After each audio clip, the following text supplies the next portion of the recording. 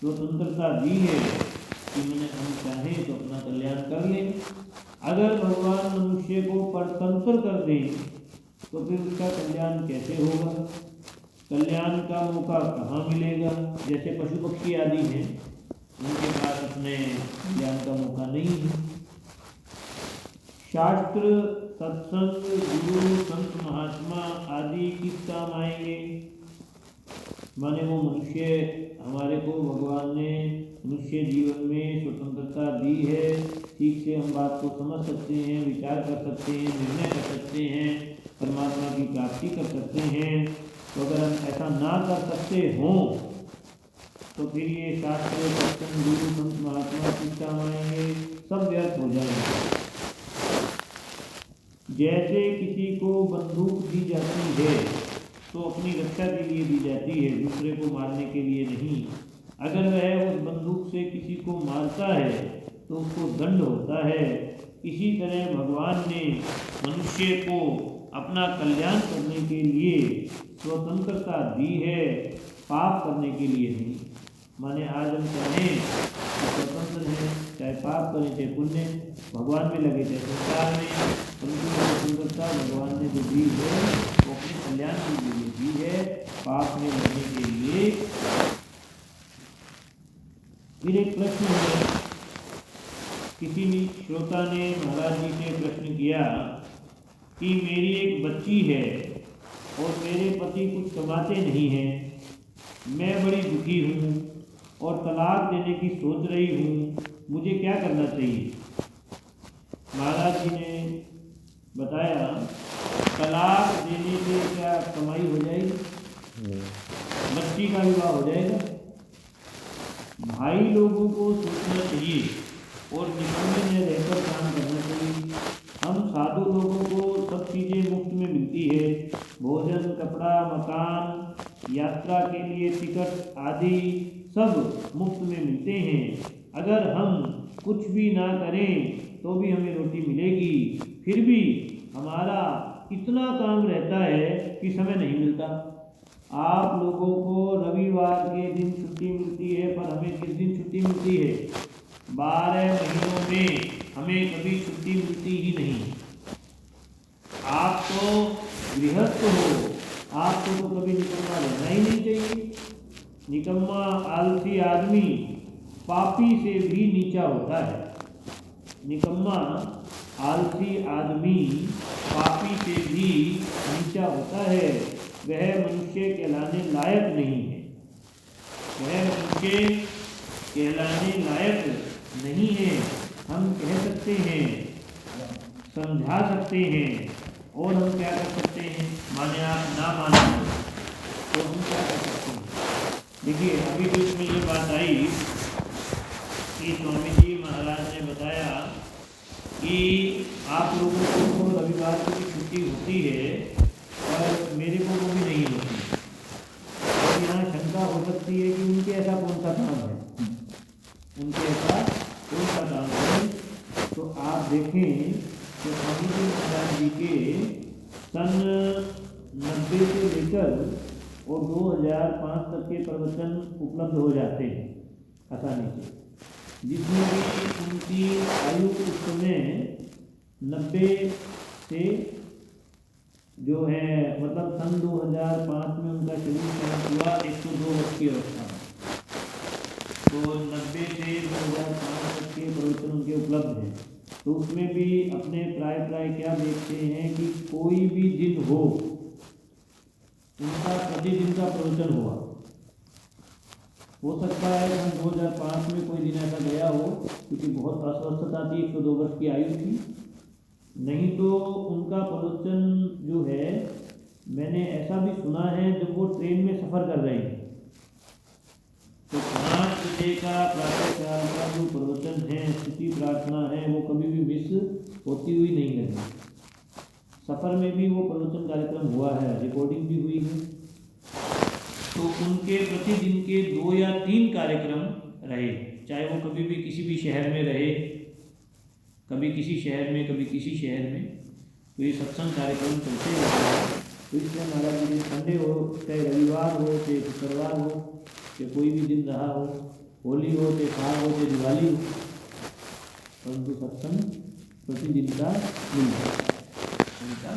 तो इस दृष्टि से यहाँ महाराज जी कह रहे हैं कि हमारे को इतना काम रहता है कि समय नहीं मिलता। तो ये शंका का समाधान था कि भाई साधु लोगों को क्या काम है, तो महाराज जी को क्या काम था, तो महाराज जी को ये काम। नारायण नारायण नारायण नारायण। आगे है कि जो अपने स्त्री बच्चों का पालन नहीं कर सकता उसको विवाह कभी नहीं करना चाहिए। माने जब तक उसमें ये सामर्थ्य ना दिखती हो कि मैं शादी विवाह करूँ और अपनी स्त्री और आगे बच्चों का पालन पोषण में कर सकता हूँ, ये सामर्थ्य ना दिखती हो तो उसको विवाह नहीं करना चाहिए, ये बात आ रही है। और जो विवाह करके, महाराज जी कह रहे हैं, जो विवाह करके मेरे पास आते हैं उनको मैं कहा करता हूँ कि तुम गरम रोटी खाया करो। उनको मैं कहा करता हूँ तुम गरम रोटी खाया करो। तो गरम रोटी का क्या अर्थ हुआ? ताज़ा। वो रोटी का मतलब नहीं है। गरम रोटी का अर्थ है कि खुद कमाकर खाया करो। और ठंडी रोटी का अर्थ है जो पहले की बनी हुई है, अर्थात अपने पिता की कमाई के ऊपर तुम अपना जीवन चला रहे हो। तो जो पिता ने कमा रखा है पहले से वो ठंडी रोटी है, और जो हम कमाकर खा रहे हैं वो ताज़ा रोटी। जो बाप की कमाई खाते हैं वे ठंडी रोटी खाते हैं, और जो खुद कमाकर खाते हैं वे गर्म रोटी खाते हैं। किसी रामायण में ये बात नहीं आती कि राम जी ने, देखो जब सीता जी को रावण ले गया तो राम जी ने अयोध्या से सेना मंगाई हो, भरत को समाचार दिया हो कि मेरी सहायता करो। राम जी ने अपने पुरुषार्थ से सुग्रीव को पहले राज्य दिलाया, बाली को मारा, फिर उसको राज्य दिलाया, स्त्री दिलाई, तब उससे सहायता ली सुग्रीव से। इसलिए अपनी भुजाओं के बल पर विवाह करना चाहिए। यदि अपनी स्त्री और बच्चों का पालन करने की शक्ति नहीं है तो विवाह करने का कोई अधिकार नहीं है। दूसरा मेरी सहायता करे, ये आशा बिल्कुल मत रखें। आशा ही परमम दुखम, आशा ही परमम दुखम। श्री कृष्ण गोविंद हरे मुरारी, हे नाथ नारायण वासुदेव। श्री कृष्ण गोविंद हरे मुरारी, हे नाथ नारायण वासुदेव। हे नाथ नारायण वासुदेव। श्री कृष्ण गोविंद हे मुरारी, हे नाथ नारायण वासुदेव। नारायण नारायण नारायण। कोई भी काम करो, कहीं जाओ, भगवान को उसके याद करो। भगवान को याद करने मात्र से मनुष्य संसार बंधन से छूट जाता है। यस्य संगम मात्रेण जन्म संसार बंधनात् विमुच्यते। भगवान को याद करने से, उनकी कृपा से सब काम सिद्ध होते हैं। लक्ष्मण जी राम जी को नमस्कार किए बिना मेघनाद को मारने गए तो मूर्छित हो गए। लक्ष्मण जी राम जी को नमस्कार किए बिना और मेघनाद को मारने गए, अपने बल को याद करके, राम जी के बल से नहीं, तो वहाँ मूर्छित हो गए। जैसे राम जी को नमस्कार करके गए तो मेघनाद को मार दिए। रघुपति चरण नाहि तिरु, चले हो तुरंत अनंत। भगवान को याद रखने से विजय और भूल जाने से पराजय होती है। इसलिए हरेक काम भगवान को याद करके करो। इसलिए हरेक काम भगवान को याद करके करो। संसार के काम में विजय दिखती है, विजय होती नहीं, पर भगवान के भजन में सदा विजयी होती है, पराजय होती ही नहीं। जैसे वृक्ष के मूल में पानी देने से पूरे वृक्ष को पुष्टि मिलती है और अन्न जल देने से पूरे शरीर को शक्ति मिलती है, ऐसे ही भगवान को याद करने से दुनिया मात्र को ताकत मिलती है। माने भगवान को याद करने से सारी दुनिया का हित होता है, क्योंकि भगवान सबके मूल है। भगवान को याद करना सब बातों का सार है। भगवान को याद करने से दुख नहीं रहता और भगवान के विमुख होने से सुख नहीं रहता। भगवान को याद करने से दुख नहीं रहता और भगवान को भूलने से, भगवान के विमुख होने से सुख नहीं रहता। कहे हनुमंत विपत्ति प्रभु सोई, जब तव सुमिरन भजन न होई। कहे हनुमंत विपत्ति प्रभु सोई, जब तव सुमिरन भजन न होई। जैसे धनी आदमी के पास धन का बल रहता है, ऐसे ही सब भाई बहनों के पास इस बात का बल रहना चाहिए कि हम भगवान के नारायण नारायण।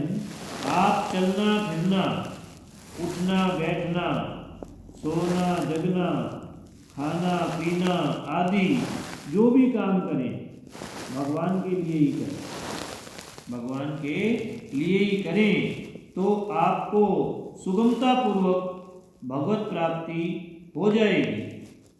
आप चलना फिरना, उठना बैठना, सोना जगना, खाना पीना आदि जो भी काम करें भगवान के लिए ही करें तो आपको सुगमता पूर्वक भगवत प्राप्ति हो जाएगी। गीता जी में भगवान ने साफ कहा है, 9वें अध्याय का 27वां 28वां श्लोक, यत् करोषि यदश्नासि यज्जुहोषि ददासि यत् तपस्यसि कौन्तेय तत्कुरुष्व मदर्पणम् शुभाशुभफलैरेवं मोक्ष्यसे कर्मबन्धनैः संन्यासयोगयुक्तात्मा विमुक्तो मामप्येष्यति।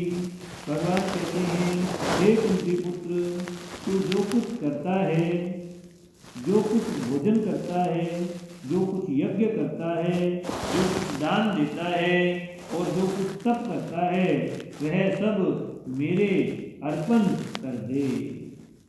इस प्रकार मेरे अर्पण करने से, कर्म बंधन से और शुभ और अशुभ संपूर्ण कर्मों के फलों से तू मुक्त हो जाए। ऐसे अपने सहित सब कुछ मेरे अर्पण करने वाला और सबसे परमात्मा हुआ तू मुझे ही प्राप्त हो जाएगा। पैदल चले, देखो ये तो भगवान ने गीता में जो करता है तो मेरे अर्पण कर दे। आगे कहते हैं कि पैदल चले तो एक एक कदम भगवान के अर्पण करें। पैदल चले तो एक एक कदम भगवान के अर्पण करें। यहाँ आए माने सत्संग में आए तो भगवान का काम, जाएं तो भगवान का काम, बैठें तो भगवान का काम, सुने तो भगवान का काम, सुनाए तो भगवान का काम। हर एक काम प्रसन्नता पूर्वक भगवान के लिए करें तो सबका सब भजन हो जाएगा।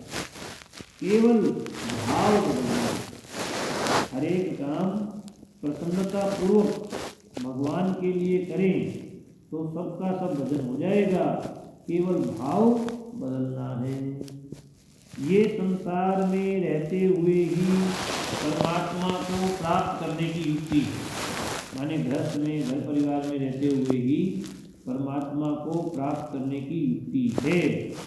संसार का त्याग करके एकांत में रहकर भजन करने वाले संत जिस तत्व को प्राप्त करते हैं उसी तत्व को आप गृहस्थ में रहते हुए ही प्राप्त कर सकते हैं।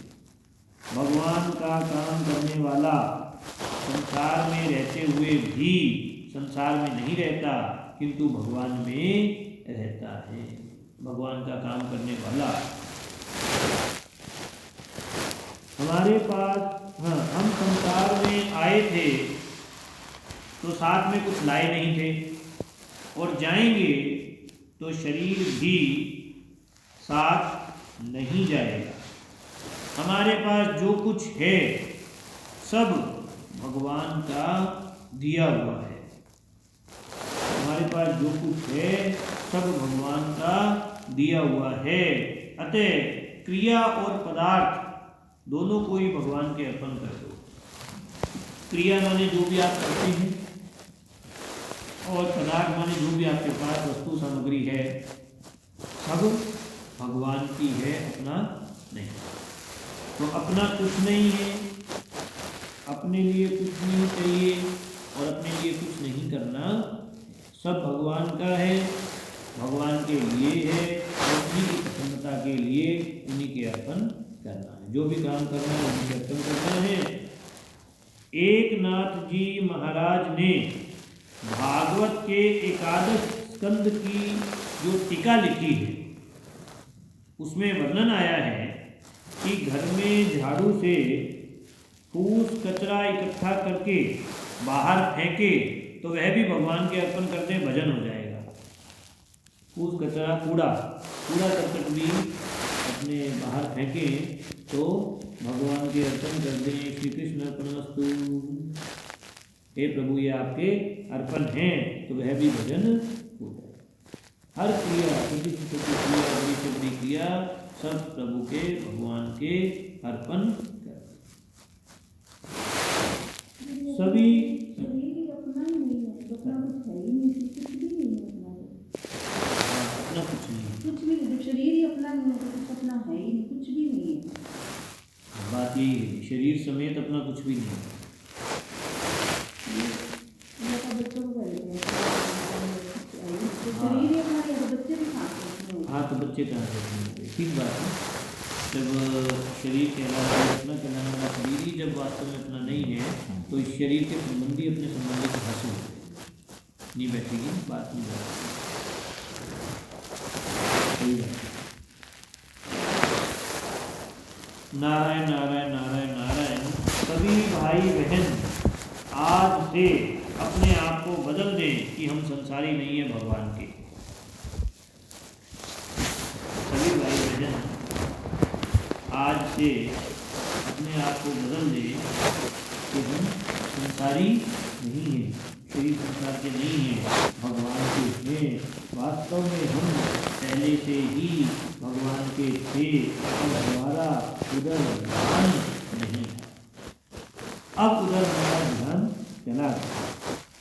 अर्जुन ने भी गीता के अंत में भगवान से यही कहा कि आपकी कृपा से मेरा मोह नष्ट हो गया और स्मृति प्राप्त हो गई, अर्थात भूल मिट गई और याद आ गई कि मैं तो भगवान का हूँ।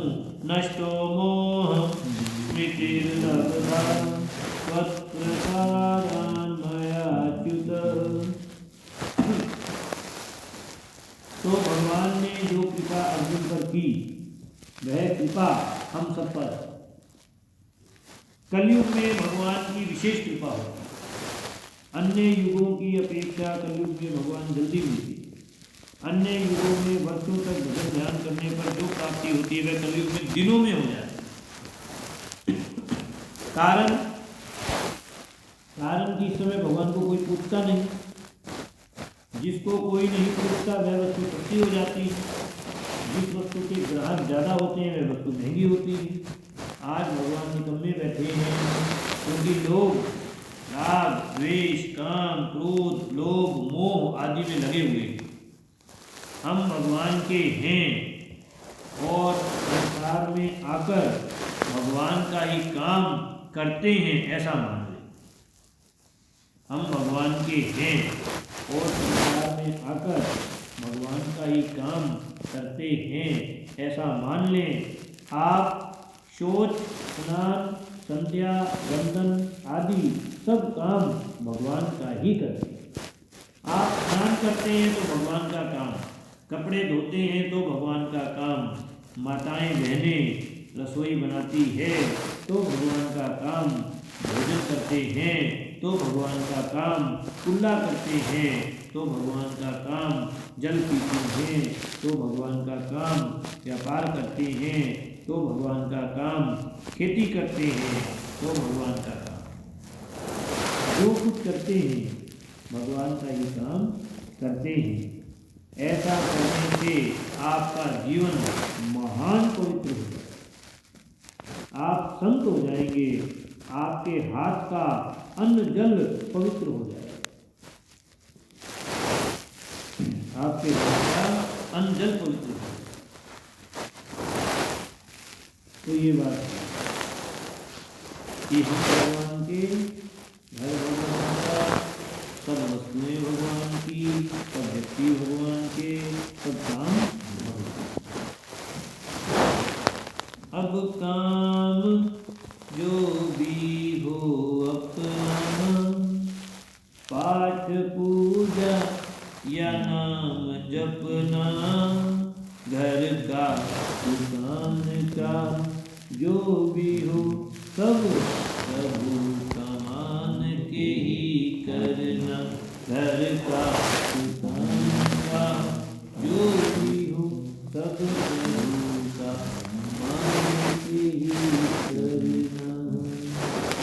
कृष्ण गोविंद हरे मुरारी हे नाथ नारायण वासुदेवा श्री कृष्ण गोविंद हरे मुरारी हे नाथ नारायण वासुदेवा हे नाथ नारायण वासुदेवा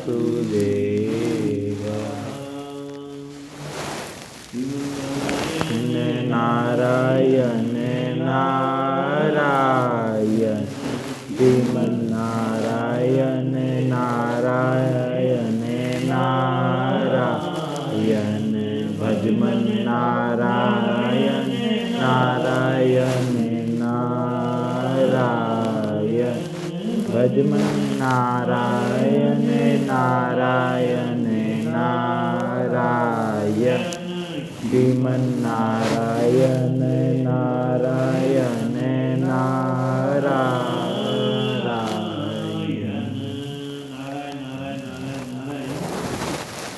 अपने आप के द्वारा किसी का अहित नहीं होना चाहिए। दूसरे के अहित की यानी बुरे की बात सोचना पारमार्थिक मार्ग में बड़ी भारी बाधा है। ये दूसरे का नुकसान नहीं है तो अपना नुकसान है। दूसरे का नुकसान तो इतना ही होगा जितना उसके प्रारंभ में है, पर अपना नुकसान माने हम जो उसका पूरा करने की सोचते हैं या करते हैं तो वो अपना नुकसान नया होगा, वो नया पाप बनेगा। दूसरे के नुकसान में उसके पाप नष्ट होंगे जिससे उसका हित होगा, परंतु हमारा नया कर्म यानी पाप बनेगा जिससे हमारा अहित होगा। इसलिए वास्तव में अहित उसी का होता है जो दूसरों का अहित करता है या करता है। अगर आप अपना जीवन शुद्ध निर्मल बनाना चाहते हैं तो किसी का भी बुरा ना करें, किसी का भी बुरा ना करें। किसी का बुरा करना, किसी का बुरा कहना और किसी को बुरा समझना, ये तीन बातें आप बिल्कुल ना करें। केवल ये सावधानी रखनी है कि हमारे द्वारा किसी का बुरा ना हो, अहित ना हो। किसी का भी बिगाड़ होता है तो वह अपना ही होता है। किसी का बुरा नहीं करेंगे, किसी का बुरा नहीं चाहेंगे और किसी को बुरा नहीं समझेंगे। इन तीन बातों का आप नियम ले लो, इन तीन बातों का आप नियम ले लो कि ना तो किसी का बुरा करेंगे, ना चाहेंगे, ना किसी को बुरा समझेंगे, तो आपका सत्संग करना सफल हो जाएगा। आपका सत्संग करना सफल हो जाएगा। आप सत्संग करते हो, सत्संग करने वाले से सब लोग अच्छाई की आशा रखते हैं। किसी को बुरा समझना भी उसका अहित करना है। दूसरे को बुरा मानने मात्र से आपका अंतःकरण मैला होता है। जो हमारा बुरा करे उसका भी बुरा नहीं करना है, जो हमारा बुरा करे उसका भी बुरा नहीं करना है। ये मार्मिक बात है कि किसी ने हमारा बुरा किया है, वह हमारा बुरा नहीं हुआ है, परंतु उससे हमारे पाप कटे हैं, हम शुद्ध हुए हैं, इसलिए हमारा बुरा कोई कर नहीं सकता।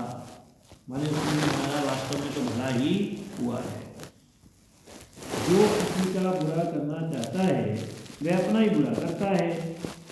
किसी का बुरा चाहने से उसका बुरा हो जाए ये निश्चित नहीं है, पर आपका बुरा हो जाएगा, आपका अंतःकरण अशुद्ध हो जाएगा ये निश्चित है।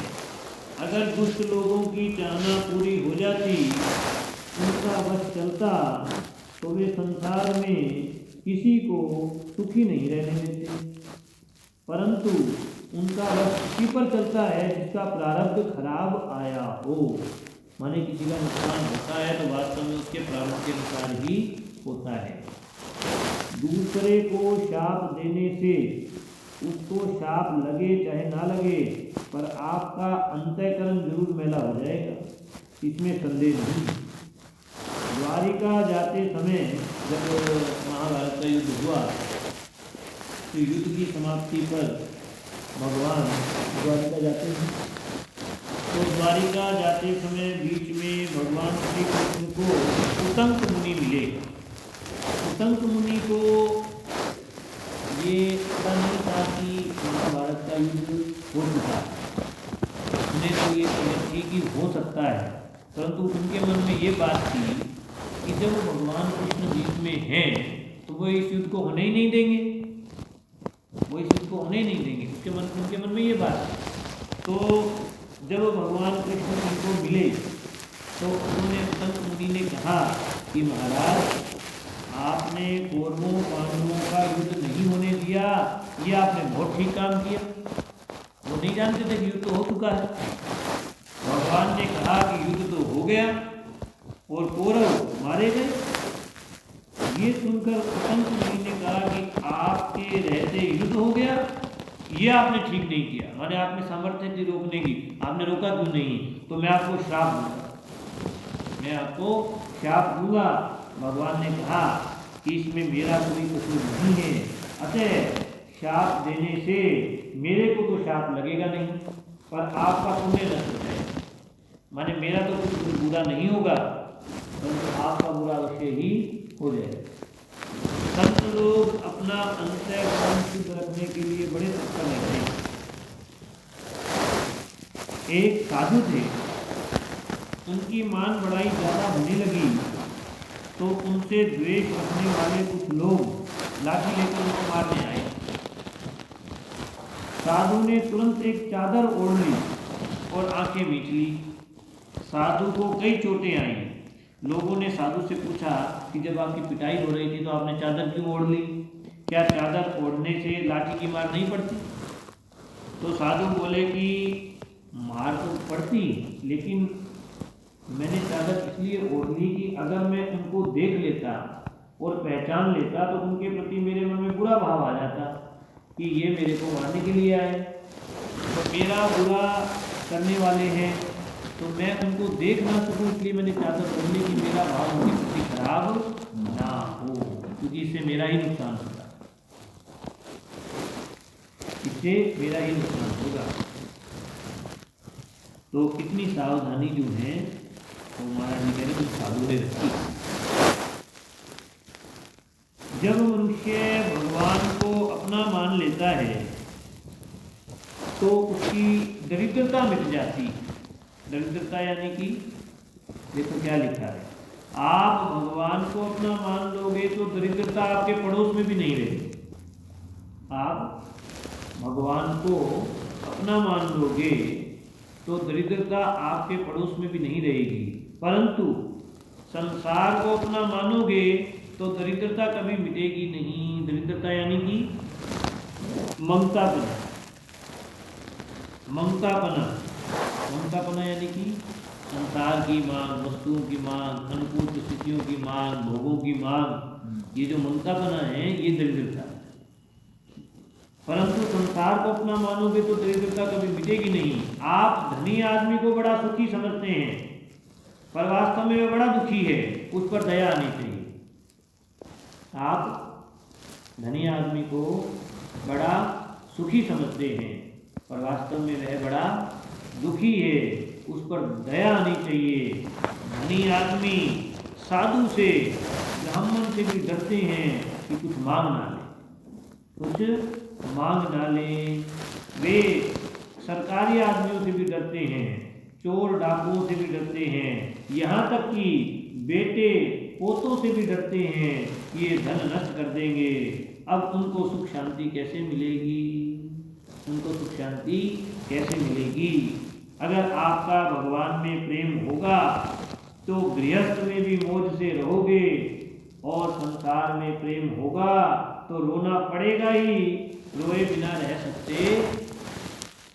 अगर भगवान में प्रेम होगा तो घर में रहोगे, जंगल में मौत से रहो, परंतु अगर संसार में प्रेम होगा तो रोना पड़ेगा ही, रोए बिना रह सकते ही। राम राम राम राम राम